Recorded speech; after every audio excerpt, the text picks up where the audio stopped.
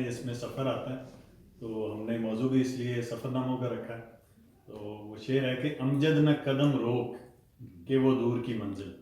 امجد نہ قدم روک امجد نہ قدم روک کہ وہ دور کی منزل نکلے گی کسی روز اسی گرد سفر سے. واہ واہ واہ واہ واہ. نکلے گی کسی روز اسی گرد سفر سے. تو جو لوگ سفر میں گرداں رہتے ہیں اور اس کو قلم بند بھی کرتے ہیں اور اتنا وقت نکالتے ہیں کہ اپنے سفر کے بارے میں ریفلیکٹ کریں, سوچیں اور تحقیق کر کے لکھیں, تو وہ یقیناً بہت سے دوسرے لوگوں کو نہ صرف ان جگہوں سے روشناس کراتے ہیں بلکہ آج کل کے دور میں جب لوگ کہیں جاتے بھی ہیں تو ان کا مقصد وہاں پہ تصویریں کھینچنا یا جو ہے وہ اس جگہ کے بارے میں جاننے سے زیادہ اس جگہ پہ اپنی موجودگی کا ثبوت پیش کرنا زیادہ اہم ہو گیا.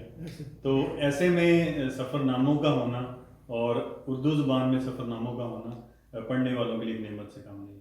تو ہم نے پہلی بار سفر ناموں کا موضوع رکھا ہے. پہلے ہم تقریباً سارے ہی موضوع بہت اچھا نیا موضوع ہے, بالکل بہت عمدہ ہے. تو سفر ناموں پہ ہم نے رکھا ہے. تو اس پہ یہ ہے کہ میں نے تو زیادہ سفر نامے نہیں پڑھے, اس لیے میں کچھ سننا بھی چاہوں گا کہ مجھے بھی شوق پیدا.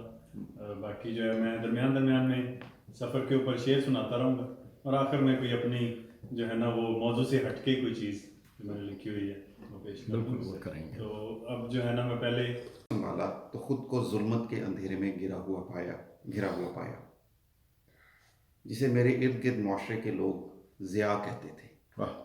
وہ اس شعر سے ظلمت تو ضیاء ہوا. بہت عمدہ.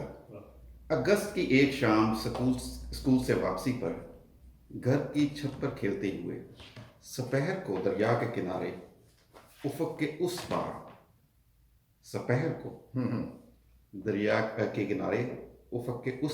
امید کی کرن دیکھی. اس کے بعد لڑکپن میں CNN جب ٹی وی پہ نشر ہونا شروع ہوا تو کچھ حقیقی دنیا کے بارے میں پتہ چلنا شروع ہوا. سائٹس اینڈ ساؤنڈ نامی 2 منٹ کا کلپ CNN پہ دنیا سے مختصر سا تعارف تھا. کتابی صورت میں سفر نامے سے شناسائی میٹرک کے بعد ہوئی, جب صادق پبلک اسکول بہاولپور کی لائبریری میں ہمارا وقت گزرتا تھا. ان 2 برسوں میں شاید ہی کوئی دوپہر ایسی ہوتی ہو جب میں اور میرا دوست فیصل کاشف اور جہاں زیب کے ہمراہ لائبریری میں نہ موجود ہوں.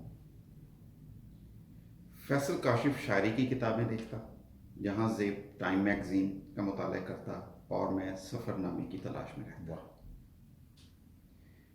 پیرس 205 کلومیٹر, جس کے مصنف ہمارے ہی اسکول کے ایک سینئر اختر ممو کا تھے.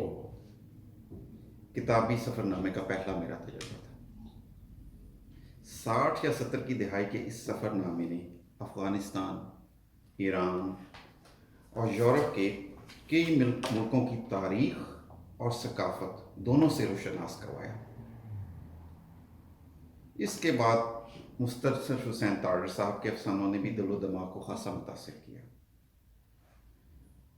ممتاز مفتی کے سفر حجاز کی روایات نے باطن کی آنکھ سے بھی روشناس کروایا. لیکن جس طرح تصویر میں قدرت کی خوبصورتی کو محفوظ نہیں کیا جا سکتا, اسی طرح سفر کے دوران خود بیتی کو پوری طرح الفاظ میں قید کرنا خاصا کٹھن عمل ہے.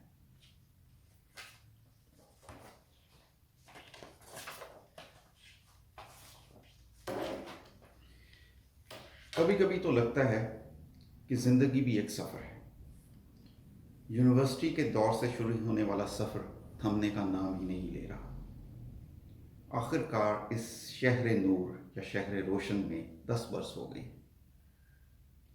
اور لگتا ہے کہ جسم کا سفر تو تھم گیا ہے, لیکن روح کا سفر بدستور جاری ہے. خدا کی بنائی ہوئی کائنات کی وسعتیں بے قرار ہیں, جن کا سفر تو کیا وسعت کا تخمینہ لگانے کی کوششیں تاحال جاری. یہ تھا میرا بہت اچھا. بہت